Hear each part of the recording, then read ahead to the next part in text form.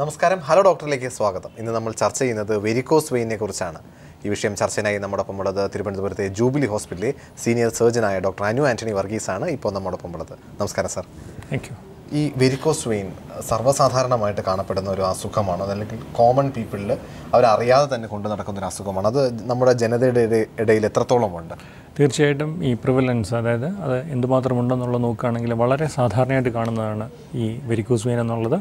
അതാണുങ്ങളെയും പെണ്ണുങ്ങളെയും ഒരേപോലെ തന്നെ ബാധിക്കുകയും ഒരു ഏർലി ഒരു 20s സ്റ്റാർട്ട് ചെയ്തിട്ട് അതിൻ്റെ പൂർണ്ണമായിട്ടുള്ള അതിൻ്റെ സിവിയറിറ്റി ഏകദേശം ഒരു 50-60 വയസ്സ് വരെ അത് കണ്ടിന്യൂസ് ആവുകയും ചെയ്യും. ഏകദേശം നമ്മളുടെ നോർമൽ കണക്കിൽ 20% ആൾക്കാർ ഇത് അഫക്റ്റഡ് ആണ് വെരിക്കോസ് വെയിൻ. ഇത് കൊണ്ടു നടക്കാൻ പറ്റുന്ന ഒരു അസുഖമാണ് വെരിക്കോസ് വെയിൻ. സാധാരണ നമ്മളൊരു ഏതൊരു അസുഖം വന്നു കഴിഞ്ഞാലും പെട്ടെന്നൊരു ഡോക്ടറെ കൊണ്ടുപോയി കാണിച്ച് അതിനെ ചികിത്സിക്കുകയാണ് പതിവ് എന്ന് പറയുന്നത്. പക്ഷേ വെരിക്കോസ് വെയിൻ്റെ കാര്യത്തിനകത്ത് അതൊരു കോംപ്ലിക്കേഷൻ വരുമ്പോൾ ട്രീറ്റ് ചെയ്യുക എന്നുള്ളൊരു രീതി ഈ ഇന്ത്യക്കാർക്ക് അല്ലെങ്കിൽ അത്തരം അല്ലെങ്കിൽ കേരളീയർക്ക് ആ ഒരു മനോഭാവമുണ്ടോ? തീർച്ചയായിട്ടും. കാരണം മറ്റു പല അസുഖങ്ങളും ഒന്നെങ്കിലും വേദനയോ അല്ലെങ്കിൽ മറ്റെന്തെങ്കിലും ബുദ്ധിമുട്ടുള്ളത് കൊണ്ട് തന്നെ നമുക്ക് വളരെ പെട്ടെന്ന് തന്നെ ഒരു ഡോക്ടറുടെ സേവനം ആവശ്യമായി തീരാറുണ്ട്.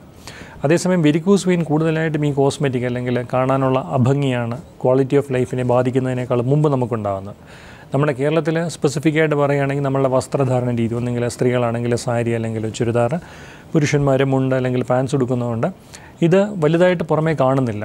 അത് വർഷങ്ങളോളം ഈ വെരിക്കോസ് വെയിന് മറ്റ് ബുദ്ധിമുട്ടുകളൊന്നും ഇല്ലാതെ കൊണ്ടു നടക്കുകയും അതിൻ്റെ കോംപ്ലിക്കേഷൻസ് ഡെവലപ്പ് ചെയ്യുന്ന സിറ്റുവേഷൻ, അതായത് ഒരു സ്റ്റേജ് 4 or 5 മാത്രമാണ് പലപ്പോഴും മെജോറിറ്റി രോഗികളും ഡോക്ടറുടെ സേവനം തേടുന്നത്. നേരത്തെ വന്നു കഴിഞ്ഞാൽ ഇപ്പോൾ ഇതിനെ ട്രീറ്റ് ചെയ്യാൻ എളുപ്പം, താമസിച്ചു കഴിഞ്ഞാൽ ഒരു കോംപ്ലിക്കേറ്റഡ് അവസ്ഥയിൽ നമുക്ക് നല്ലൊരു റിസൾട്ട് കിട്ടില്ല. അത്തരമുണ്ടോ യഥാർത്ഥത്തിൽ വെരിക്കോസ് വെയിൻ്റെ ചികിത്സ? തീർച്ചയായിട്ടും. അതിൻ്റെ ആ സിവിയറിറ്റി കൂടുന്നതനുസരിച്ച്, സീരിയസ്നെസ് കൂടുന്നതനുസരിച്ച് ക്ലാസ് 1 മുതൽ ക്ലാസ് 6 വരെയുണ്ട്. ആദ്യം തുടക്കത്തിൽ തന്നെ ചികിത്സിച്ചാൽ കിട്ടുന്ന അത്രയും ഒരു റെസ്പോൺസ് ഒരിക്കലും, ആ ഒരു റിസൾട്ട് ഒരിക്കലും ലേറ്റ് സ്റ്റേജിൽ ചെയ്താൽ കിട്ടില്ല. എന്തുകൊണ്ട് ഈ വെരിക്കോസ് വെയിൻ നമ്മുടെ ഇടയിൽ കോമൺ ആയിട്ട് കാണപ്പെടുന്ന ഒരു ജനിതകപരമായിട്ടുള്ള ഒരു ഇഷ്യൂ ഇതിനകത്തുണ്ടോ? തീർച്ചയായിട്ടും. അതായത് നമ്മൾ ലോകത്തെ ലിറ്ററേച്ചർ പരിശോധിച്ച് നോക്കുകയാണെങ്കിൽ ഒന്നെങ്കിലും പാരമ്പര്യമായിട്ട് നമ്മുടെ ജീൻസ്, ജനിതകമായിട്ടുള്ള ഫാക്ടേഴ്സ്, രണ്ടാമതായിട്ട് നമ്മൾ എന്തെങ്കിലും ഒരു രോഗമോ അല്ലെങ്കിൽ എന്തെങ്കിലും സർജറിക്കോ ശേഷം പ്രൊലോങ്ഡ് ആയിട്ട് ചിലപ്പോൾ ആക്സിഡൻസോ അതിനുശേഷം ഒരുപാട് ദീർഘനാൾ നമ്മൾ ഒരു ബെഡ് റെസ്റ്റ് എടുക്കേണ്ടി വരുന്നത് ഈ 2 സിറ്റുവേഷൻസിലാണ് കൂടുതലായിട്ട് നമ്മൾക്ക് കാണുന്നത്. ഒരുപക്ഷെ നമ്മളുടെ കേരളത്തിൽ, ഇന്ത്യയിൽ പ്രത്യേകിച്ച് കേരളത്തിൽ ഇതിൻ്റെ ഇൻസിഡൻസ് വളരെ കൂടുതലാവുന്നത് നമ്മൾ ഇതുവരെ കണ്ടുപിടിച്ചിട്ടില്ലാത്ത മറ്റെന്തെങ്കിലും കാരണങ്ങൾ കൊണ്ടാവാം. നമ്മൾ സാധാരണഗതിയിൽ ഒരുപാട് ആൾക്കാർ പറഞ്ഞിട്ടുണ്ട്, ഇപ്പോൾ കാലിങ്ങനെ വെയിൻ തടിച്ചു നിൽക്കുന്നതായിട്ട് കാണപ്പെടുന്നുണ്ട്, പക്ഷേ വേറെ ബുദ്ധിമുട്ടുകളൊന്നും തന്നെയില്ല. അത്തരം ആൾക്കാരിൽ ഇത് ചികിത്സിക്കണോ?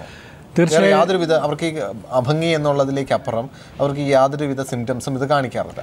ഇല്ല. അതെ, ഇത് നേരത്തെ നമ്മൾ സൂചിപ്പിച്ച പോലെ ഈ വെരിക്കോസ് വെയിൻ, അതായത് വെയിൻ ഇങ്ങനെ തടിച്ച് കിടക്കുന്നതിൽ തുടങ്ങുകയും ആദ്യത്തെ കുറേ നാളുകളിൽ ചിലപ്പോൾ വർഷങ്ങളോളം ഇവർക്ക് യാതൊരു ബുദ്ധിമുട്ടും ഉണ്ടാവില്ല. പക്ഷേ ആ കാലയളവിലാണെങ്കിൽ തന്നെയും അത് നമ്മൾ കണ്ടിന്യൂസ് ആയിട്ട് ഓരോ ഏരിയയിലെ വാൽവുകളാണ് നശിപ്പിക്കപ്പെടുന്നത്. അത് കഴിഞ്ഞ് കുറച്ച് നാൾ വരുമ്പോൾ അവരുടെ സിംറ്റംസ് തുടങ്ങുമ്പോഴേക്ക് അതിൻ്റെ സീരിയസ്നെസ് വളരെ കൂടുതലായിട്ട് തന്നെ ആയിരിക്കും വരുന്നത്. ചിലപ്പോൾ ഒരു എമർജൻസി ആയിട്ട് ബ്ലീഡിങ്ങോ അല്ലെങ്കിൽ ഒരു അൾസറേഷനോ അങ്ങനെ കോംപ്ലിക്കേഷനായിട്ടായിരിക്കാം അവർ ആദ്യം പ്രസൻറ്റ് ചെയ്യുന്നത്. തീർച്ചയായിട്ടും. ഈ വെരിക്കോസ് വെയിൻ എവിടെയൊക്കെ നമ്മുടെ കയ്യിൽ ഏറ്റവും കോമൺ ആയിട്ട് കാണപ്പെടുന്നത് കാലുകൾ മാത്രമാണോ, അതോ വേറെ എവിടെയെങ്കിലും ഇത് കാണപ്പെടും? തീർച്ചയായിട്ടും മറ്റു പല അസുഖങ്ങൾ മുഖാന്തരം നമ്മുടെ അബ്ഡമനിലും എല്ലാം ഈ വെയിൻസ് ഇങ്ങനെ തടിച്ചു വരാറുണ്ട്. ചിലർക്ക് ജനനേന്ദ്രിയം, ടെസ്റ്റിസിൽ ഇതുപോലെ വെയിൻസ് തടിച്ചു വരാറുണ്ട്. പക്ഷേ വെരിക്കോസ് വെയിൻ എന്ന ടേം കൊണ്ട് നമ്മൾ സാധാരണ ഉദ്ദേശിക്കുന്നത് കാലിൽ നിന്ന് മുകളിലേക്ക് പോകുന്ന സിരകളിലുണ്ടാകുന്ന വീക്കത്തിനെയാണ്. തീർച്ചയായിട്ടും. ഇതിന് ഏറ്റവും ലേറ്റസ്റ്റ് ആയിട്ടുള്ള ട്രീറ്റ്മെൻറ്റ് എന്താണ്? നമ്മൾ സാധാരണയായിട്ട് കൺവെൻഷനലായിട്ട് അതായത് ഗോൾഡ് സ്റ്റാൻഡേർഡ് എന്ന് പറയുന്ന രീതിയിലുള്ള ചികിത്സ ഏതാണ്? പണ്ട് വർഷങ്ങളായിട്ട് നമുക്കുണ്ടാകുന്ന ചികിത്സ അല്ലെങ്കിൽ നമ്മുടെ ഗോൾഡ് സ്റ്റാൻഡേർഡ് ഓഫ് ട്രീറ്റ്മെൻറ്റ് ഓപ്പണായിട്ട് മുറിവുണ്ടാക്കി ആ വെയിൻ എടുത്ത് കളയുന്നതാണ്, സ്ട്രിപ്പിംഗ് എന്ന് പറയും. പക്ഷേ ഇപ്പോൾ എല്ലാം തന്നെ താക്കോൽ ദ്വാര അല്ലെങ്കിൽ മിനിമലി ഇൻവേസീവ് ട്രീറ്റ്മെൻറ്റിൻ്റെ കാലമാണ്. നമുക്ക് വെരിക്കോസ് വെയിന് വളരെ ഇഫക്റ്റീവായിട്ടുള്ള താക്കോൽ ദ്വാര ശസ്ത്രക്രിയയുണ്ട്. അതിനെ റേഡിയോ ഫ്രീക്വൻസി അബ്ലേഷൻ എന്നാണ് പറയുന്നത്. നമ്മളുടെ പഴയ കൺവെൻഷണൽ സർജറിയായിട്ട് കമ്പയർ ചെയ്യുമ്പോൾ ഒരുപാട് അഡ്വാൻറ്റേജ് ഉള്ള ചികിത്സാ രീതിയാണിത്. എന്താണ് നമ്മൾ നമ്മൾ ഏറ്റവും ലേറ്റസ്റ്റ് ആയിട്ടുള്ള ട്രീറ്റ്മെൻറ്റിൽ എന്ത് കാര്യങ്ങളാണ് നമ്മൾ ചെയ്യുക? തീർച്ചയായിട്ടും നമ്മൾ ആദ്യത്തെ ചോദ്യത്തിൻ്റെ ഒരു ഉത്തരം ഇതായിരുന്നു, നമ്മൾ എന്തുകൊണ്ടാണ് രോഗികൾ പലപ്പോഴും ഡോക്ടറെ സമീപിക്കാനായിട്ട് താമസിക്കുന്നതെന്നുള്ള. കാരണം നമുക്കെല്ലാം അറിയാം, വെരിക്കോസ് വെയിൻ എന്ന് പറയുന്നത് അതൊരു അനാറ്റമിക്കൽ, ഒരു സർജിക്കൽ ഡിസീസ് ആയതുകൊണ്ട് അതിന് മരുന്ന് കൊണ്ടുള്ള ചികിത്സയില്ല. അപ്പോൾ രോഗികളിലൊക്കെ തന്നെ ചിന്താഗതി എന്ന് പറഞ്ഞാൽ ഓക്കെ, ഡോക്ടറിനെ കണ്ടു കഴിഞ്ഞാൽ ഉടനെ അത് ഓപ്പറേറ്റ് ചെയ്യപ്പെടേണ്ടി വരും. കാരണം ഡെഫിനറ്റാണ് ഒരു കോംപ്ലിക്കേഷനോ അല്ലെങ്കിൽ അതിൻ്റെ സിംറ്റംസ് കൂടിയിരിക്കുകയാണെങ്കിൽ നമുക്ക് സർജറി അല്ലാതെ മറ്റു മാർഗ്ഗങ്ങളില്ല. അങ്ങനെ സർജറി ചെയ്യുമ്പോൾ പലപ്പോഴും രോഗികളുടെ ശരീരത്തിൽ, അവരുടെ കാലുകളിൽ ഒരുപാട് മുറിവുകൾ ഉണ്ടാക്കുകയും ആ വെയിൻ എടുത്തു കളയുകയും ചെയ്യേണ്ടത് ആവശ്യമായിട്ട് വരും നമ്മുടെ പഴയ ചികിത്സാ രീതി അനുസരിച്ച്. അങ്ങനെ ചെയ്താൽ പോലും അത് രണ്ടാമത് വരാനുള്ള സാധ്യത ആദ്യത്തെ 5 കൊല്ലത്തിൽ 19% ആൾക്കാർക്കുണ്ട്. അപ്പം ഇതെല്ലാം തന്നെ നമ്മൾ ഏത് രോഗിയുടെ ഒരു ഹിസ്റ്ററി ചോദിച്ചു കഴിഞ്ഞാലും ഒന്നുകിൽ അവരുടെ ഏതെങ്കിലും ഒരു സുഹൃത്തിന് അല്ലെങ്കിൽ അവരുടെ ഫാമിലി മെമ്പറിന് ഇതേപോലെ വെരിക്കോസ് വെയിൻ സർജറി ചെയ്ത ഒരു ഹിസ്റ്ററിയും പറയും. അതിനുശേഷം അത് രണ്ടാമത് വന്നു എന്നും പറയും. അതൊരിക്കലും ആ സർജറി ചെയ്ത ആളുടെയോ അല്ലെങ്കിൽ സർജറിയുടെയോ പ്രോബ്ലം അല്ല. വെയിനെ രണ്ടാമത് റീജനറേറ്റ് ചെയ്യാന്ന് പറഞ്ഞാൽ വെയിനിൻ്റെ കപ്പാസിറ്റിയാണ്. അപ്പോഴേ 2-3 ഇഷ്യൂസ് ഉണ്ട്. ഒന്ന് കോസ്മെറ്റിക്കായിട്ട് കാണാനുള്ള ഭംഗി, രണ്ടാമത് പ്രൊലോങ്ഡ് ആയിട്ടുള്ള ഹോസ്പിറ്റൽ വാസം, മൂന്നാമത് ഇത്രയൊക്കെ ബുദ്ധിമുട്ട് സഹിച്ച് നമ്മൾ ഈ ചികിത്സ ചെയ്താൽ പോലും രണ്ടാമത് വരാനുള്ള സാധ്യത. ഇത് മൂന്നും ഒരു വലിയ അളവ് വരെ, ഒരു വലിയ പരിധി വരെ ഈ താക്കോൽ ദ്വാര ചികിത്സയിൽ നമുക്ക് അവോയ്ഡ് ചെയ്യാനായിട്ട് കഴിയും. തീർച്ചയായിട്ടും നമ്മൾ വെരിക്കോസ് വെയിൻ ചികിത്സിക്കാതിരുന്നാൽ എന്തൊക്കെ കാര്യങ്ങളിൽ ചെന്നെത്തപ്പെടും? സാധാരണഗതിയിൽ പറഞ്ഞിട്ടുണ്ട്, ഈ ഇപ്പോൾ കാലിലൊക്കെ മുറിവ് ഉണ്ടായിക്കഴിഞ്ഞാൽ മുറിവുകൾ ഉണങ്ങാൻ സമയം താമസിക്കുക, അല്ലെങ്കിൽ ഒരു ചെറിയ മുറിവിൽ കൂടി തന്നെയും നമ്മൾ പ്രതീക്ഷിക്കുന്നതിൽ കൂടുതൽ രക്തസ്രാവം ഉണ്ടാവുക. തീർച്ചയായിട്ടും ഇത് രണ്ടും തന്നെ വെരിക്കോസ് വെയിനിൻ്റെ കോമൺ ആയിട്ടുള്ള 2 കോംപ്ലിക്കേഷൻസ് ആണ്. ഒരിക്കലും ഈ വെരിക്കോസ് വെയിൻ എന്നുള്ള അസുഖം ഇമ്മീഡിയറ്റ് ആയിട്ട് ഒരു ജീവഹാനി വരുത്തുന്ന ഒരു അസുഖമല്ല. പക്ഷേ നമ്മുടെ ക്വാളിറ്റി ഓഫ് ലൈഫിനെ അത് ബാധിക്കും. ഈ പറഞ്ഞ പോലെ നമ്മൾ കുറേ നാൾ അൺഅറ്റൻഡഡ് ആയിട്ട് വിട്ട് കഴിഞ്ഞാൽ കാലുകൾക്കുണ്ടാകുന്ന നിറവ്യത്യാസം, അതിലുണ്ടാകുന്ന 2 കാലിലും മാറി വരുന്ന നീര്, അതും കഴിഞ്ഞ് അടുത്ത സ്റ്റേജിലേക്ക് വരുമ്പോഴാണ് നേരത്തെ സൂചിപ്പിച്ച പോലെ നമ്മൾ വെറുതെ ഇരിക്കുമ്പോൾ, പ്രത്യേകിച്ചും റെസ്റ്റ് എടുക്കുമ്പോഴോ കുളിച്ചുകൊണ്ടിരിക്കുമ്പോഴൊക്കെ നമുക്ക് നിയന്ത്രിക്കാനാകാത്ത വിധത്തിലുള്ള അതിഭയങ്കരമായ ബ്ലീഡിങ്ങിനുള്ള സാധ്യത. പിന്നീട് ഏതെങ്കിലും ഒരു കൊച്ചു ട്രിവിയൽ ഇഞ്ചുറി, ചിലപ്പോൾ മറ്റ് നമ്മൾ കൈ കൊണ്ട് ചെറുതായിട്ടൊന്ന് ചൊറിഞ്ഞാലുണ്ടാകുന്ന ആ മുറിവിൽ നിന്ന് പോലും ഒരു നോൺ ഹീലിംഗ് അൾസർ, ഒരിക്കലും ഉണങ്ങാത്ത വ്രണങ്ങളുണ്ടാകുക, ഇതാണ് അതിൻ്റെ പ്രധാനമായിട്ടുള്ള കോംപ്ലിക്കേഷൻ. തീർച്ചയായിട്ടും സാർ, ഈ വെരിക്കോസ് വെയിൻ സർജറിയുടെ റിസൾട്ട് എപ്രകാരമാണ്? നമ്മൾ എപ്പോഴാണ് ഇതൊരു ട്രീറ്റ്മെൻറ്റ് എടുക്കേണ്ടി വരിക? നമ്മളൊരു ട്രീറ്റ്മെൻറ്റ് എടുത്തു കഴിഞ്ഞാൽ എത്ര കാലയളവെടുക്കും നമ്മളൊരു നോർമൽ ആക്ടിവിറ്റീസിലേക്ക് പോകാനായി? തീർച്ചയായിട്ടും നമ്മൾ അസുഖമുണ്ട് എന്ന് സ്ഥിരീകരിച്ചു കഴിഞ്ഞാൽ ആ രോഗിയുടെ മറ്റ് മെഡിക്കൽ സിറ്റുവേഷൻസും കൂടെ കൺസിഡർ ചെയ്തതിന് ശേഷം അവർക്ക് ഏറ്റവും, ഞാൻ നേരത്തെ സൂചിപ്പിച്ചതൊരു എമർജൻസി അല്ല, എന്നാലും ഒരുപാട് കാല താമസമില്ലാതെ തന്നെ അതിൻ്റെ ചികിത്സ ചെയ്യേണ്ടതാണ്. ഒന്ന്, ചികിത്സയുടെ റിസൾട്ട് പല കാര്യത്തെ ആശ്രയിച്ചിരിക്കും. ഒന്ന്, നമ്മൾ ഏത് സിറ്റുവേഷൻ അല്ലെങ്കിൽ ഏത് സ്റ്റേജിലാണ് ഇതിനെ ട്രീറ്റ് ചെയ്യുന്നത്. ഇപ്പം ഞാൻ ആദ്യം സൂചിപ്പിച്ച പോലെ തന്നെ ഏർലി സ്റ്റേജ് ആണെങ്കിൽ വളരെ നല്ല റിസൾട്ടാണ്, ഓൾമോസ്റ്റ് നിയർ നോർമലായിട്ടുള്ള റിസൾട്ട് നമുക്ക് അച്ചീവ് ചെയ്യാനായിട്ട് പറ്റും. അതേസമയം ഈ പറഞ്ഞ പോലെ കോംപ്ലിക്കേഷൻസ് കഴിഞ്ഞിട്ട്, അതായത് അൾസർ, വ്രണമുണ്ടാകുക അല്ലെങ്കിൽ ബ്ലീഡിങ് ഉണ്ടായതിനു ശേഷം വരുന്നതാണെങ്കിൽ പലപ്പോഴും 70% മുതൽ 80% വരെ മാത്രമേ നമുക്ക് അതിൻ്റെ റിസൾട്ട് അച്ചീവ് ചെയ്യാനായിട്ട് കഴിയുള്ളൂ. ബാക്കിയുള്ള സ്റ്റേജുകൾ ഈ പറഞ്ഞ 100-നും 80-നും ഇടയ്ക്കായിട്ടുള്ള റിസൾട്ട്സാണ് പലപ്പോഴും നമുക്ക് അച്ചീവ് ചെയ്യാൻ കഴിയുന്നു. സർ, വെരിക്കോസ് വെയിൻ സർജറിയിൽ നമുക്ക് ഏതൊക്കെ ഓപ്ഷൻസ് ഉണ്ട് നമുക്ക് ട്രീറ്റ്മെൻ്റ് ആയിട്ട്? അതെ, അപ്പോൾ ശരിക്കും നമ്മൾ ഡയഗ്നോസ് ചെയ്ത വെരിക്കോസ് വെയിൻ വളരെ ഏർലി സ്റ്റേജാണ്, ആ പേഷ്യൻറ്റിന് ഡയലേറ്റഡ് വെയിൻസ് മാത്രമേ ഉള്ളെന്നുണ്ടെങ്കിൽ നമുക്ക് മെഡിസിൻ കൊണ്ടുള്ള ട്രീറ്റ്മെൻറ്റ് ഇല്ല. പക്ഷേ അവരുടെ കാലുകളിൽ സ്റ്റോക്കിങ്സോ അല്ലെങ്കിൽ ക്രേപ്പ് ബാൻഡേജ് ഇടാനുള്ള ഒരു ഓപ്ഷനുണ്ട്. കാരണം ആ പേഷ്യൻ്റ് നിൽക്കുക, നടക്കുക, ജോലി ചെയ്യുന്ന സമയങ്ങളിൽ ഈ വെയിനിൽ അതിനുൾക്കൊള്ളുന്നതിനേക്കാൾ കൂടുതൽ ബ്ലഡ് നിറയുകയാണെങ്കിൽ അത് പിന്നെയും വലുതായിക്കൊണ്ടേയിരിക്കും. അത് കണ്ടിന്യൂസ് ആയിട്ട് മറ്റ് വാൽവുകളിനെ അത് അഫക്റ്റ് ചെയ്യും. അത് പ്രിവെൻറ്റ് ചെയ്യാനായിട്ടാണ് പകൽ സമയങ്ങളിൽ മുഴുവൻ നമ്മൾ ഈ സ്റ്റോക്കിങ്സ് ഇടുക. രണ്ടാമത്തെ അടുത്തൊരു ഓപ്ഷൻ എന്ന് പറഞ്ഞാൽ സർജിക്കലായിട്ട് ഈ രോഗം ബാധിച്ച വെയിനെ ശരീരത്തിൽ നീക്കം ചെയ്യാന്നുള്ളതേ ഉള്ളൂ. അത് കൺവെൻഷണൽ സർജറി ആണെങ്കിൽ നട്ടലിൽ ഇഞ്ചക്ഷൻ കൊടുത്ത്, സ്പൈനൽ അനസ്തേഷ്യ കൊടുത്തതിന് ശേഷം മുറിവുണ്ടാക്കിയ വെയിൻ നീക്കം ചെയ്യുന്നു. ഇഞ്ചക്ഷൻ സ്ക്ലീറോതെറാപ്പി എന്ന് പറയുന്നൊരു ഓപ്ഷനുണ്ട്. അത് വളരെ സെലക്റ്റഡായിട്ട് വളരെ സ്പെസിഫിക് ആയിട്ട് മാത്രം പേഷ്യൻസിൽ ഉപയോഗിക്കേണ്ട ഒരു കാര്യമാണ്. മൂന്നാമത്തെ ഓപ്ഷനാണ് ഏറ്റവും അഡ്വാൻസ്ഡ് ആയിട്ടുള്ള ഈ പിൻഹോൾ സർജറി അല്ലെങ്കിൽ റേഡിയോ ഫ്രീക്വൻസി അബ്ലേഷൻ. തീർച്ചയായിട്ടും സാർ, ഈ ട്രീറ്റ്മെൻറ്റ് എടുക്കാനായിട്ട് നമുക്ക് എത്ര ദിവസം ഹോസ്പിറ്റൽ സ്റ്റേ വരും? അത് കഴിഞ്ഞിട്ട് എൻ്റെ റിവ്യൂ എങ്ങനെയാണ്?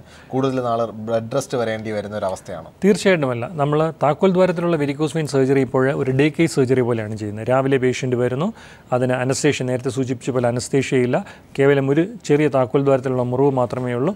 അന്ന് വൈകുന്നേരമോ അല്ലെങ്കിൽ പലപ്പോഴും മറ്റ് ചില കാരണങ്ങൾ കൊണ്ട് 24 മണിക്കൂറിൻ്റെ സ്റ്റേക്ക് ശേഷം പേഷ്യൻറ്റിനെ നമുക്ക് ഡിസ്ചാർജ് ചെയ്യാൻ പറ്റുന്നതാണ്. ഇപ്പോൾ ഓഫീസ് പോലെയുള്ള അല്ലെങ്കിൽ ബാങ്കിൽ പോലുള്ള അടുത്ത് വർക്ക് ചെയ്യുന്നവരാണെങ്കിൽ 3 ദിവസത്തിന് ശേഷം അവർക്ക് അവരുടെ നോർമൽ ജോലിയിലേക്ക് തിരിച്ച് പ്രവേശിക്കാൻ പറ്റും. റിവ്യൂവിൻ്റെ കാര്യത്തിലാണെങ്കിൽ ഒരാഴ്ചയ്ക്കും 3 ആഴ്ചയ്ക്കും ശേഷം ഓരോ തവണ കൂടി ഡോക്ടറിനെ വന്ന് കാണേണ്ടതായിട്ട് ആവശ്യം. നമ്മൾ എന്താണ് ഈ വെരിക്കോസ് വെയിൻ സർജറിയിലൂടെ നമ്മൾ ചെയ്യുന്നത്? എല്ലാവർക്കും ഈ സർജറി നമുക്ക് ചെയ്യാൻ സാധിക്കും? തീർച്ചയായിട്ടും അല്ല. നമ്മളുടെ കാലുകളിൽ നിന്നുള്ള വെയിൻസ് അല്ലെങ്കിൽ സിരകളിൽ നിന്ന് അതിൻ്റെ പ്രധാന ഉദ്ദേശം എന്ന് പറഞ്ഞാൽ താഴെ നിന്ന് അശുദ്ധമായിട്ടുള്ള രക്തം തിരിച്ച് ഹൃദയത്തിൽ കൊണ്ട് ശുദ്ധീകരിക്കുക എന്നുള്ളതാണ്. അപ്പം താഴെ നിന്ന് ഈ ഗുരുത്വാകർഷണത്തിന് എഗൻസ്റ്റായിട്ട് വേണം മുകളിലേക്ക് പോകാനായിട്ട്. അതിൻ്റെ തിരിച്ചുള്ള ഫ്ലോ അല്ലെങ്കിൽ മുകളിൽ നിന്ന് താഴേക്കുള്ള ഫ്ലോ പ്രിവെൻറ്റ് ചെയ്യാനായിട്ട് നമുക്ക് വാൽവുകളുണ്ട്. ആ വാൽവുകൾക്ക് എന്തെങ്കിലും തടസ്സം നേരിടുകയും അല്ലെങ്കിൽ ക്ഷതമേൽക്കുകയും ചെയ്യുമ്പോൾ ഒരു വ്യക്തി നിൽക്കുമ്പോൾ അദ്ദേഹത്തിൻ്റെ വെയിൻ താഴേക്ക് മുകളിൽ നിന്ന് താഴേക്ക് ഓപ്പോസിറ്റ് ഡയറക്ഷനിൽ ഈ ബ്ലഡ് വന്ന് നിൽക്കുന്നതിനെയാണ് അതാണ് ഇതിൻ്റെ ബേസിക് അസുഖത്തിൻ്റെ റീസൺ എന്ന് പറയുന്നത്. അത് ചികിത്സിക്കണമെങ്കിൽ ആ അസുഖം രോഗം ബാധിച്ച വെയിനെ നമ്മൾ ശരീരത്തിൽ നിന്ന് മാറ്റുക എന്നുള്ളത് മാത്രമേ ഉള്ളൂ. തിരിച്ച് വേറെ ശുദ്ധരക്തം കൊണ്ടുപോകാനായിട്ട് മറ്റ് പ്രവർത്തനയോഗ്യമായ വെയിൻസ് ഉണ്ട് എന്ന് കൺഫേം ചെയ്തതിന് ശേഷമാണ് നമ്മൾ ഈ ചികിത്സ ചെയ്യുന്നത്. തീർച്ചയായിട്ടും ഈ വെരിക്കോസ് വെയിൻ നമുക്ക് ഒരിക്കൽ സർജറി ചെയ്ത് കഴിഞ്ഞാൽ വീണ്ടും ഒരിക്കൽ കൂടി അത്തരം സർജറി രണ്ടാമതൊരിക്കൽ കൂടി ചെയ്യേണ്ടി വരും? ചിലരിൽ ഞാൻ നേരത്തെ സൂചിപ്പിച്ച പോലെ ആദ്യത്തെ 5 വർഷം അതിനുള്ളിൽ തന്നെ ഏകദേശം 10 അല്ലെങ്കിൽ 12% ആൾക്കാർക്ക് അത് രണ്ടാമത് വരാനുള്ള സാധ്യതയുണ്ട്. അത് പല ഫാക്ടേഴ്സിനെ ബേസ് ചെയ്തിരിക്കും. ഒന്ന്, അവർക്ക് പാരമ്പര്യമായിട്ട് ഒരുപാട് അച്ഛനോ അമ്മയ്ക്കോ അല്ലെങ്കിൽ 2 പേർക്ക് വെരിക്കോസ് വെയിൻ ഉണ്ട്. അവർ ആദ്യത്തെ ചികിത്സയ്ക്ക് വിധേയമാകുന്നത് ഒരുപാട് അഡ്വാൻസ്ഡ് ആയിട്ടുള്ള സ്റ്റേജിലാണ്, ഒരുപാട് നേരം നിന്നുള്ള ജോലി ചെയ്യുന്നവരാണ്. ഇങ്ങനെയൊക്കെയുള്ള ഫാക്ടേഴ്സ് നമ്മൾ കൺസിഡർ ചെയ്യുമ്പോൾ പലപ്പോഴും അത് രണ്ടാമത് വരാനുള്ള സാധ്യതയുണ്ട്. അങ്ങനെ രണ്ടാമത് വരികയാണെങ്കിൽ അതും ഏർലി തന്നെ ഡിറ്റക്റ്റ് ചെയ്യുകയാണെങ്കിൽ ആദ്യം സൂചിപ്പിച്ചതുപോലെ കുറച്ച് സ്റ്റോക്കിങ്സോ അല്ലെങ്കിൽ ബാൻഡേജോ അപ്ലൈ ചെയ്യാം. അല്ലാന്നുണ്ടെങ്കിൽ അതിനെയും ഈ പറഞ്ഞതുപോലെ രണ്ടാമത് നമ്മൾ സർജിക്കലായിട്ടുള്ള ഇൻ്റർവെൻഷൻ വേണ്ടി വരും. ഈ സ്ക്ലീറോതെറാപ്പിയുടെ റോൾ എന്താണ്? നമ്മൾ വെരിക്കോസ് വെയിൻ സ്ക്ലീറോതെറാപ്പി എല്ലാവർക്കും ഈ സ്ക്ലീറോതെറാപ്പി നമുക്ക് ചെയ്യാൻ സാധിക്കും? ഇല്ല, സ്ക്ലീറോതെറാപ്പി വളരെയധികം സിലക്റ്റീവായിട്ട് ചെയ്യേണ്ടത് ഒന്നാണ്. കാരണം സ്ക്ലീറോതെറാപ്പിയിൽ നമ്മൾ ഉദ്ദേശിക്കുന്നത് ഈ വെയിനിന് ഒരു ഇഞ്ചക്ഷൻ കൊടുത്ത്, സ്ക്ലീറോതെറാപ്പിക്ക് ഉപയോഗിക്കുന്ന മരുന്നുകൾ കൊണ്ട് ഇഞ്ചക്ഷൻ കൊടുത്ത് അതിനെ കരിച്ച് കളയുക, അടച്ചു കളയുക എന്നുള്ളതാണ്. പക്ഷേ അത് മെയിനായിട്ടുള്ള ഒരു വാൽവിൽ അത് മുഴുവനായിട്ട് നശിപ്പിക്കാനും മാത്രമുള്ള ഇഞ്ചക്ഷൻ നമുക്ക് കൊടുക്കാൻ പറ്റത്തില്ല. കാരണം ഈ ഇഞ്ചക്ഷന് തന്നെ അതിൻ്റെ അകത്തോട്ടുള്ള സൈഡ് എഫക്ട്സ് ഉണ്ട്. അത് ഏതെങ്കിലും ഒരു നോർമൽ ടിഷ്യൂവിലോ നോർമൽ രക്തക്കുഴലിലോ കയറിയാൽ അതും അടഞ്ഞു പോകാനുള്ള കോംപ്ലിക്കേഷനുള്ള സാധ്യതയുണ്ട്. അപ്പോൾ ഓപ്പണായിട്ടുള്ള നമ്മുടെ പഴയ രീതിയിലുള്ള മുറിവുണ്ടാക്കി ചെയ്യുന്ന ശസ്ത്രക്രിയയ്ക്ക് ശേഷമോ അല്ലെങ്കിൽ താക്കോൽ ദ്വാരത്തിൽ RFAക്ക് ശേഷമോ ഉള്ള ബാക്കിയുള്ള വളരെ മൈന്യൂട്ടായിട്ടുള്ള 3 മില്ലിമീറ്ററിനേക്കാളും താഴെയുള്ള കൊച്ചു വെയിൻസിൽ ഡോപ്ലർ ഗൈഡഡായിട്ട്, അൾട്രാസൗണ്ട് ഗൈഡഡായിട്ട് ഇഞ്ചക്ഷൻ കൊടുക്കുക എന്നുള്ളത് മാത്രമേ ഉള്ളൂ ഇതിൻ്റെ ഒരു ഇൻഡിക്കേഷൻ. തീർച്ചയായിട്ടും സാർ, ഒരിക്കൽ ഈ വെരിക്കോസ് വെയിൻ ട്രീറ്റ്മെൻറ്റ് എടുത്തു കഴിഞ്ഞാൽ വീണ്ടും ഈ ചില ആൾക്കാർ പറഞ്ഞിട്ടുണ്ട് ചെറുതായിട്ട് വീണ്ടും സൈഡ് വേസിലൊക്കെ ആയിട്ട് ചില രക്തക്കുഴലുകൾ പൊങ്ങി വരുന്നതായിട്ട് പറഞ്ഞിട്ടുണ്ട്. അപ്പോൾ അങ്ങനെ വരുന്ന സിറ്റുവേഷനിൽ എന്താണ് നമ്മൾ ചെയ്യുക? അത് ഞാൻ നേരത്തെ സൂചിപ്പിച്ച പോലെ അതിൻ്റെ ഏർലി റിക്കറൻസ് അല്ലെങ്കിൽ നമ്മൾ ഓപ്പറേറ്റ് ചെയ്യുന്നത് നമ്മൾ മെയിനായിട്ട് അല്ലെങ്കിൽ ഓപ്പറേറ്റ് ചെയ്യപ്പെടുന്ന സമയത്ത് ഡോപ്ലറിൽ നമ്മൾ ഡിറ്റക്റ്റ് ചെയ്യുന്ന ആ അസുഖം ബാധിച്ച വെയിൻസിനെയാണ്. അത് കഴിഞ്ഞിട്ട് ശരീരം അത് ഗ്രോ ചെയ്തുകൊണ്ടിരിക്കുകയും ഈ ബ്ലോക്കിനെ ഓവർകം ചെയ്യാൻ ശ്രമിക്കുകയും ചെയ്യുമ്പോൾ പുതിയ വെയിൻസ് റിക്രൂട്ടഡ് ആവും. അതിന് ഏർലി സ്റ്റേജിൽ തന്നെ ഈ പറഞ്ഞതുപോലെ അത് 3 മില്ലിമീറ്ററിന് താഴെയാണ് എന്നുണ്ടെങ്കിൽ അതിന് ഇഞ്ചക്ഷൻ സ്ക്ലീറോതെറാപ്പി കൊടുത്ത് നമുക്ക് കരിച്ചു കളയാവുന്നതാണ്. തീർച്ചയായിട്ടും സാർ, നമ്മൾ ഒരിക്കൽ ഈ വെരിക്കോസ് വെയിൻ ട്രീറ്റ്മെൻറ്റ് എടുക്കുമ്പോൾ എന്തെങ്കിലും രീതിയിലുള്ള ഒരു കോംപ്ലിക്കേഷൻ ഉണ്ടാകാനുള്ള സാധ്യതയുണ്ടോ? നോർമലി ഒരു സർജിക്കൽ പ്രൊസീജിയറിലേക്ക് കടന്നു പോകുന്ന എല്ലാത്തരം റിസ്കിലൂടെയും ഈ പേഷ്യൻ്റ് കടന്നു പോകില്ല? തീർച്ചയായിട്ടും വെരിക്കോസ് വെയിൻ സർജറി എന്ന് പറയുന്നത് കോംപ്ലിക്കേഷൻസ് ആസച്ച് മറ്റ് പല ശസ്ത്രക്രിയയായിട്ട് കമ്പയർ ചെയ്യുമ്പോൾ വളരെ കുറവാണ്. ഒന്ന്, ഈ ഏത് ശസ്ത്രക്രിയയ്ക്ക് ശേഷം ഉണ്ടാകുന്ന ബ്ലീഡിങ് അല്ലെങ്കിൽ ഇൻഫെക്ഷന് ഇതിൻ്റെയൊക്കെ റേറ്റ് വളരെ കുറവാണ്.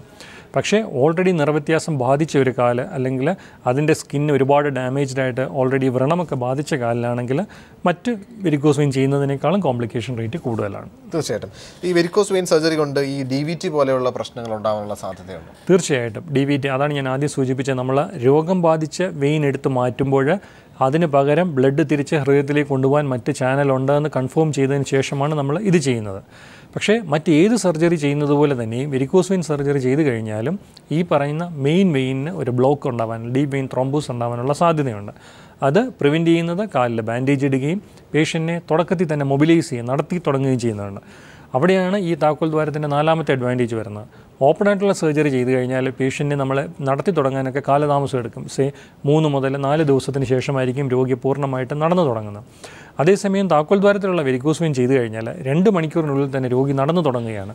അങ്ങനെ നടന്ന് നമ്മളെ കാലിലെ മസിലൊക്കെ പൂർണ്ണമായിട്ടും ആക്റ്റീവ് ആകുമ്പോൾ അങ്ങനെയുള്ള ഡീപ്പ് വെയിൻസിൽ ബ്ലഡ് ക്ലോട്ട് ചെയ്യാനുള്ള സാധ്യത വളരെ കുറവാണ്. തീർച്ചയായിട്ടും സാർ, ഒരിക്കൽ വെരിക്കോസ് വെയിൻ, അതായത് പണ്ട് നാളിൽ ചെയ്തിരുന്ന സർജറിയായ സാർ നേരത്തെ പറഞ്ഞ സ്ട്രിപ്പിംഗ് ട്രീറ്റ്മെൻറ്റ് എടുത്തതിന് ശേഷം ഇവർക്ക് രണ്ടാമത് ഈ വെരിക്കോസ് വെയിൻ ഈ റേഡിയോ RFA എന്ന് പറയുന്ന ട്രീറ്റ്മെൻറ്റ് എടുക്കാൻ സാധിക്കും?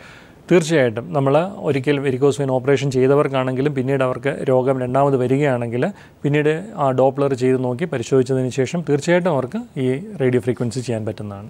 തീർച്ചയായിട്ടും സാർ. അപ്പോൾ ഒരിക്കൽ സാർ നേരത്തെ പറഞ്ഞു ഒരിക്കൽ ഈ വെരിക്കോസ് വെയിൻ നമുക്ക് ശരീരത്തിൽ നിന്ന് കരിച്ച് കളയുന്ന ഒരു ട്രീറ്റ്മെൻ്റ് ആണെന്ന് സാർ പറഞ്ഞു. അപ്പോൾ ഈ കരിച്ച് കളഞ്ഞ അകത്തിരിക്കുന്ന വെയിൻസിന് പിന്നീട് ഭാവിയിൽ എന്തെങ്കിലും പ്രശ്നങ്ങൾ ഉണ്ടാകാനുള്ള സാധ്യതയുണ്ടോ? തീർച്ചയായിട്ടും ഇല്ല. നമ്മൾ ഇത് ചെയ്യാൻ ഉദ്ദേശിക്കുന്നതിൻ്റെ മെയിൻ റീസൺ എന്ന് പറഞ്ഞാൽ പഴയ കൺവെൻഷണൽ സർജറിയിൽ നമ്മൾ ആ വെയിൻ നമ്മൾ ശരീരത്തിൽ നീക്കം ചെയ്യുമ്പോൾ ഉണ്ടാകുന്ന ഗ്യാപ്പിലേക്ക് പുതിയ ബ്ലഡ് വെസൽ നിയോ വാസ്കുലറൈസേഷൻ കൊണ്ടാണ് മെജോറിറ്റിയും ഇത് രണ്ടാമത് വരുന്നത്, അല്ലാതെ സർജിക്കൽ ടെക്നിക്കിൻ്റെ പ്രോബ്ലം കൊണ്ടല്ല. അപ്പോൾ അതിൻ്റെ ആ ചിന്തയിൽ നിന്ന് ഉടലെടുത്തതാണ് നമുക്ക് വേണ്ടതെന്ന് പറഞ്ഞാൽ ഈ രോഗം ബാധിച്ച വെയിനെ നമ്മളുടെ സിസ്റ്റത്തിൽ നിന്ന് എലിമിനേറ്റ് ചെയ്യുക എന്നുള്ളത് മാത്രമേ ഉള്ളൂ. അപ്പോൾ അതിലൂടെ രക്തം ഒഴുകുന്നത് തടയുക, കരിച്ചു കളയുക എന്നുള്ളതുകൊണ്ട് നമ്മൾ ഉദ്ദേശിക്കുന്നത് വെയിനിന് 3 ലെയറുണ്ട്. അതിൻ്റെ ഏറ്റവും അകത്തെ ഇൻഡിമ എന്ന് പറയുന്ന ലെയറിനെ നമ്മൾ ഈ തെർമൽ ഡാമേജ് കൊടുത്ത് അതിനെ കരിക്കുകയും അതിൻ്റെ ലൂമൻ അതിൻ്റെ ഉള്ളിലുള്ള ദ്വാരം അടയ്ക്കുകയും ചെയ്യുമ്പോൾ അതിലൂടെ പിന്നീട് രക്തം ഓടുന്നത് പ്രിവെൻറ്റ് ചെയ്യുകയാണ്. സോ അങ്ങനെ ചെയ്യുമ്പോൾ നമുക്കുണ്ടാകുന്ന 2 അഡ്വാൻറ്റേജ്: ഒന്ന്, നമുക്ക് ഒരുപാട് മുറിവുകൾ ഉണ്ടാക്കേണ്ടി വരുന്നില്ല. 2, ഇതിൻ്റെ ഔട്ടർ കവറിംഗ് ഒക്കെ അവിടെ തന്നെ റിമെയിൻ ചെയ്യുന്നതുകൊണ്ട് രണ്ടാമത് വരാനുള്ള സാധ്യതയും കുറവാണ്. ഒരു എക്സ്പെൻസീവ് ആയിട്ടുള്ള ഒരു ഇൻവെസ്റ്റിഗേഷൻ പ്രൊസീജിയറാണോ? തീർച്ചയായിട്ടുമല്ല. വെരിക്കോസ് വെയിൻ എന്ന് പറഞ്ഞാൽ ഈ പരിചയസമ്പന്നനായ ഒരു ഡോക്ടറെ കണ്ടു കഴിഞ്ഞാൽ ഉടനെ തന്നെ അതിൻ്റെ ഡയഗ്നോസിസ് വളരെ ഒബ്വിയസ് ആണ്. രോഗികൾ പോലും ഞങ്ങൾക്ക് വെരിക്കോസ് വെയിൻ ഉണ്ട് എന്ന് പറഞ്ഞാണ് ഡോക്ടറെ സമീപിക്കുന്നത് തന്നെ. പിന്നീട് അത് കാറ്റഗറൈസ് ചെയ്യാൻ, അതിൻ്റെ സിവിയറിറ്റി നോക്കാനായിട്ട് നമുക്കൊരു അൾട്രാസൗണ്ട് മാത്രം, വീനസ് ഡോപ്ലർ എന്ന് പറയും, നമ്മൾ വയറിൻ്റെയും മറ്റ് സ്കാൻ എടുക്കുന്ന പോലെ തന്നെ ഒരു തരത്തിലുള്ള റേഡിയേഷൻ്റെ പാർശ്വഫലങ്ങളുമില്ലാത്ത ഒരു ഡോപ്ലർ സ്കാനാണ്. അതെടുക്കുമ്പോൾ ഏത് ലെവലിലുള്ള വാൽവിനാണ് ഈ തകരാറ് സംഭവിച്ചിരിക്കുന്നത് മനസ്സിലാവും. അത് ബേസ് ചെയ്തിട്ടാണ് നമ്മൾ ട്രീറ്റ്മെൻറ്റ് ഡിസൈഡ് ചെയ്യുന്നത്. തീർച്ചയായിട്ടും സാർ. ഒരിക്കൽ ഈ അൾട്രാസൗണ്ട് ചെയ്ത് നോക്കുന്നത് വേറെ എന്തൊക്കെ കാര്യങ്ങൾ ഈ അൾട്രാസൗണ്ടിലൂടെ നമുക്ക് മനസ്സിലാക്കാൻ സാധിക്കും? പണ്ടത്തെ രീതി അനുസരിച്ചിട്ട് നമ്മൾ ഓപ്പൺ സർജറി ആണെങ്കിൽ രോഗം ബാധിച്ച വെയിനിൽ നമ്മൾ മുറിവുണ്ടാക്കി പിന്നെ മൾട്ടിപ്പിൾ സ്ഥലങ്ങളിൽ ഇൻസിഷൻ ഇട്ട് റിമൂവ് ചെയ്യുകയാണ്. പക്ഷേ താക്കോൽ ദ്വാരത്തിൽ നമുക്കത് സാധിക്കില്ല. കേവലം ഒരു പിൻ ഹോൾ 1 മില്ലിമീറ്റർ ദ്വാരത്തിലൂടെയാണ് നമ്മൾ കടന്നു പോകേണ്ടത്. അപ്പോൾ അത് തലമുടി നാൻ്റെ അത്രയും കനമുള്ളൊരു ചെറിയ ട്യൂബ് ഉപയോഗിച്ചാണ് നമ്മളിത് കരിച്ച് കളയുന്നത്. അപ്പോൾ നമുക്ക് ഇത് കറക്റ്റായിട്ടും ഈ രോഗം ബാധിച്ച വാൽവുകൾ ഏത് ലെവലിലാണ്, എത്ര സെൻറ്റിമീറ്റർ ദൂരത്തിലാണ്, ഈ കടന്നു പോകേണ്ട വഴി എന്തുമാത്രം ഡയലേറ്റഡ് ആണ്, അതിന് ഒരുപാട് ബെൻഡുകൾ, ശരിക്കും ഇപ്പോൾ 90 ഡിഗ്രി കൂടുതൽ ബെൻഡൊക്കെ ഉണ്ടെങ്കിൽ ഈ താക്കോൽ ദ്വാരത്തിലുള്ള കത്തീറ്റർ കടത്തി വിടാനായിട്ട് ബുദ്ധിമുട്ടായിട്ട് വരും. അപ്പോൾ നമുക്ക് അതിൻ്റെ പൂർണ്ണമായിട്ടുള്ള ഒരു റോഡ് മാപ്പ് ഉണ്ടെങ്കിൽ മാത്രമേ നമുക്ക് ഈ സർജറി കറക്റ്റായിട്ട് ചെയ്യാനായിട്ട് സാധിക്കുകയുള്ളൂ. തീർച്ചയായിട്ടും സാർ. അപ്പോൾ സാധാരണഗതിയിൽ വെരിക്കോസ് വരുമ്പോൾ എപ്പോഴും പറയാറുണ്ട് 2 കാലിലും ഒരുമിച്ച് വരാറുള്ളതായിട്ട്. അപ്പോൾ നമുക്ക് ട്രീറ്റ്മെൻറ്റ് എടുക്കുമ്പോൾ 2 കാലിലും നമുക്ക് ഒരുമിച്ച് തന്നെ ട്രീറ്റ്മെൻറ്റ് എടുക്കുന്നതാണോ അഭികാമ്യം? തീർച്ചയായിട്ടും. കാരണം വെരിക്കോസ് വെയിൻ ഒരു കാലിൽ വന്നു കഴിഞ്ഞാൽ അടുത്ത കാലിലും അത് മാനിഫെസ്റ്റ് ചിലപ്പം 1-2 വർഷങ്ങൾ ഇടവേളയും ഉണ്ടാവും. ഇത് താക്കോൽ ദ്വാരത്തിൽ നമ്മൾ ഇതുവരെ സൂചിപ്പിക്കാത്ത 5ാമത്തെ അഡ്വാൻറ്റേജ് ഇതാണ്. ഓപ്പണായിട്ടുള്ള ശസ്ത്രക്രിയ ചെയ്യുകയാണെങ്കിൽ 2 കാലിൽ മുറിവുണ്ടായി കഴിഞ്ഞാൽ രോഗി പഴയ നോർമൽ ലൈഫിലേക്ക് വരാൻ കൂടുതൽ കാലതാമസം എടുക്കും. താക്കോൽ ദ്വാരത്തിൽ നമുക്ക് ഒരേ സിറ്റിങ്ങിൽ തന്നെ അല്ലെങ്കിൽ ഒരേ സമയത്ത് തന്നെ 2 കാലിലും കേവലം 2 ചെറിയ താക്കോൽ ദ്വാര മുറിവുകൾ വെച്ചിട്ട് അത് ചികിത്സിക്കാനായിട്ട് പറ്റും. എപ്പോഴും പറയാറുള്ളത് ഈ വെരിക്കോസ് വെയിൻ ഇതുപോലത്തെയുള്ള ഏത് കീഹോൾ സർജറിക്കുമുള്ള എക്സ്പെൻസ് പലപ്പോഴും സാധാരണക്കാർക്ക് മീറ്റ് ചെയ്യുന്നതിൻ്റെ ഒക്കെ അപ്പുറമാണ് എന്ന് പറഞ്ഞു കേട്ടിട്ടുണ്ടോ? എന്തുകൊണ്ട് ഈ വെരിക്കോസ് വെയിനിൽ നമുക്ക് ഈ താക്കോൽ ദ്വാര ട്രീറ്റ്മെൻറ്റിന് RFA പോലുള്ള ട്രീറ്റ്മെൻറ്റ് എക്സ്പെൻസീവ് ആവും? തീർച്ചയായിട്ടും അത് ജനറലി പറയുമ്പോൾ നമുക്ക് മിനിമലി ഇൻവേസീവ് സർജറി അല്ലെങ്കിൽ താക്കോൽ ദ്വാരം ഏത് തന്നെ ചെയ്യുകയാണെങ്കിലും അതിനുപയോഗിക്കുന്ന മോണിറ്റർ, അതിനുപയോഗിക്കുന്ന ക്യാമറകൾ, അതിൻ്റെ ഇൻസ്ട്രുമെൻറ്റ്സ് എല്ലാം തന്നെ അത് എക്സ്പെൻസീവ് ആയതുകൊണ്ടാണ് ഓപ്പണായിട്ട് ചെയ്യുന്ന സർജറിയേക്കാളും ചിലപ്പോൾ 50 മുതൽ 60% വരെ കൂടുതൽ ചാർജ് ഇതിന് വരുന്നത്. അതേസമയം ഇത് നമുക്ക് ഈ താക്കോൽ ദ്വാരത്തിലുള്ള വെരിക്കോസ് വെയിൻ ഒരിക്കലും അങ്ങനെ വരുന്നില്ല. കാരണം നമ്മൾ മൊത്തമായിട്ടുള്ള ചിലവുകൾ പരിശോധിക്കുകയാണെങ്കിൽ ഓപ്പണായിട്ടുള്ള സർജറി ചെയ്യുമ്പോൾ 3 മുതൽ 4 ദിവസം വരെയുള്ള ഹോസ്പിറ്റൽ വാസവും അത്രയും ദിവസത്തെ വേദന സംഹാരിയും ആൻറ്റിബയോട്ടിക് ഇഞ്ചെക്ഷൻസും നമ്മൾ അത്രയും ദിവസം ഹോസ്പിറ്റലിൽ അറ്റൻഡ് ചെയ്യുന്ന ആൾ അല്ലെങ്കിൽ ഈ മെയിൻ രോഗി തന്നെ ജോലിയിൽ നിന്ന് വിട്ടു നിൽക്കുന്നതിൻ്റെ ആ ചിലവുകൾ നഷ്ടങ്ങളെല്ലാം കാൽക്കുലേറ്റ് ചെയ്യുകയാണെങ്കിൽ ഒരൊറ്റ ദിവസം 24 മണിക്കൂർ കൊണ്ട് താക്കോൽ ദ്വാരത്തിൽ ചെയ്ത് ഒരാഴ്ചയ്ക്കുള്ളിൽ തന്നെ തിരിച്ച് രോഗി ജോലിയിലേക്ക് പ്രവേശിക്കുന്നതും കമ്പയർ ചെയ്യുമ്പോൾ അങ്ങനെയാണ് ശരിക്കും നമ്മൾ ഒരു ചികിത്സയുടെ മൊത്തം എക്സ്പെൻസിനെ കമ്പയർ ചെയ്യുന്നത്. തീർച്ചയായിട്ടും ഇതിൻ്റെ താക്കോൽ വെരിക്കോസ് വെയിൻ്റെ താക്കോൽ ദ്വാര ശസ്ത്രക്രിയ ഓപ്പൺ സർജറിയോട് കമ്പയറബിൾ തന്നെയാണ്. തീർച്ചയായിട്ടും സാർ. അതുപോലെ തന്നെ വെരിക്കോസ് വെയിൻ ഉള്ള ആൾക്കാർക്ക് കൂടുതൽ ആൾക്കാരും പ്രമേഹ രോഗികളും ഹൈപ്പർടെൻസീവ് ആയിട്ടുള്ള ആൾക്കാരുണ്ട്. അപ്പോൾ അത്തരം ആൾക്കാർക്ക് ഈ സർജറി എങ്ങനെയാണ് ചെയ്യുക? അത്തരം ആൾക്കാരിൽ നമ്മൾ ഓപ്പണായിട്ടുള്ള സർജറി മുറിവുണ്ടാക്കി ചെയ്യുമ്പോൾ ആ മുറിവുകൾ ഉണങ്ങാനുള്ള കാലതാമസം കൂടുതലാണ്. അങ്ങനെയുള്ളവരിൽ, അതായത് മറ്റ് മെഡിക്കൽ അസുഖങ്ങളുള്ളവരിൽ, ഹൃദയ സംബന്ധമായ രോഗങ്ങൾ അല്ലെങ്കിൽ മറ്റ് മെഡിസിൻ ഇൻസുലിനൊക്കെ എടുത്തുകൊണ്ടിരിക്കുന്നവരിൽ എപ്പോഴും താക്കോൽ ദ്വാരത്തിൽ ചെയ്ത് അവരെ എത്രയും പെട്ടെന്ന് നോർമൽ ലൈഫിലേക്ക് മൊബിലൈസ് ചെയ്യുന്നത് തന്നെയാണ് ഏറ്റവും നല്ലത്. തീർച്ചയായിട്ടും സാറിൻ്റെ തിരക്കേറിയ സമയം പീപ്പിൾ ടിവിയോട് സഹകരിക്കുകയും നമ്മുടെ പ്രേക്ഷകർക്ക് വേണ്ടിയിട്ട് വെരിക്കോസ് വെയിൻ എന്നുള്ളൊരു വിഷയത്തെക്കുറിച്ച് വളരെ ലളിതമായി തന്നെ പറഞ്ഞു തന്നേൽ ഇനിയൊരു അവസരത്തിൽ തീർച്ചയായിട്ടും വീണ്ടും കാണാം. ഇനി നിങ്ങളുടെ അഭിപ്രായങ്ങളും നിർദ്ദേശവും ഞങ്ങൾ എഴുതി അറിയിക്കാൻ മറക്കരുത്. അറിയിക്കേണ്ട വിലാസം: hello doctor, people Malayalam communications limited, Kali towers, Palayam, Thiruvananthapuram 34. നിങ്ങൾക്ക് ഇമെയിൽ ചെയ്യാം hello@peopletv.in എന്ന വിലാസത്തിൽ. പുതിയൊരു വിഷയവുമായി നാളെ വീണ്ടും കാണാം. നന്ദി, നമസ്കാരം. Thank you.